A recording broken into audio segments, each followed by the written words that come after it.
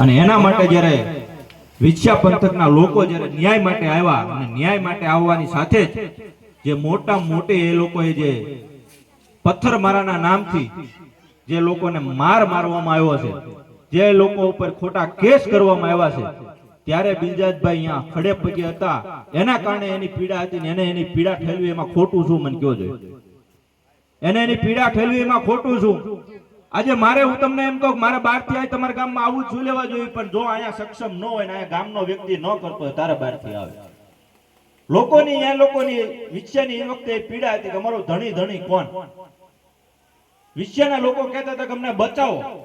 ત્યારે અમે લોકો બહારથી અહીંયા ગયા હતા કે ભાઈ હકીકત સમાજની મોટી પીડા છે. આજે ઘનશ્યામભાઈના રાજપરાના ઘરે કોઈ પણ ખાલી ખરખરે જાય તો પોલીસ વાળો અહીંયા ઉભો રહે, કોઈ ખરખરે ન આવવા જાય. આનેથી કમનસીબી શું હોય? ત્યાં આપણા નેતા હોય ને એ નેતા આપણા બેઠા બેઠા તોય એમ કહેતા હોય મારા કારણે આ રહ્યા છે એ અટકી ગયું છે, નહીતર ગામ આખું ઉપડી જાત ને ગામ નહીં પણ આખું વિશ્વ ઉપડી જાત.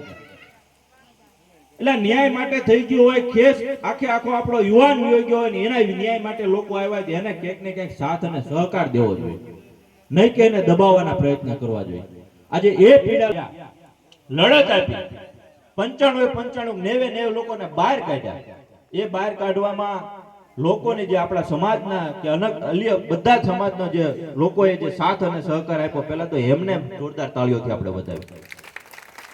કારણ કે બધાને ખબર હતી કે આ અન્યાય થયો છે અને આ અન્યાય સામે લડવા વાળા માણસો જે છે એને સાથ અને સહકાર આપવો જોઈએ. ત્યારે આપણી જે વકીલની ટીમ હતી એક પણ રૂપિયા લીધા વગર, એક 90 નો એક પણ રૂપિયા લીધા વગર એ લોકોએ જ્યારે એમને કોર્ટના દરેક દરવાજા ખખડાવીને કેસ લડીને એ લોકોને બહાર કાઢ્યા.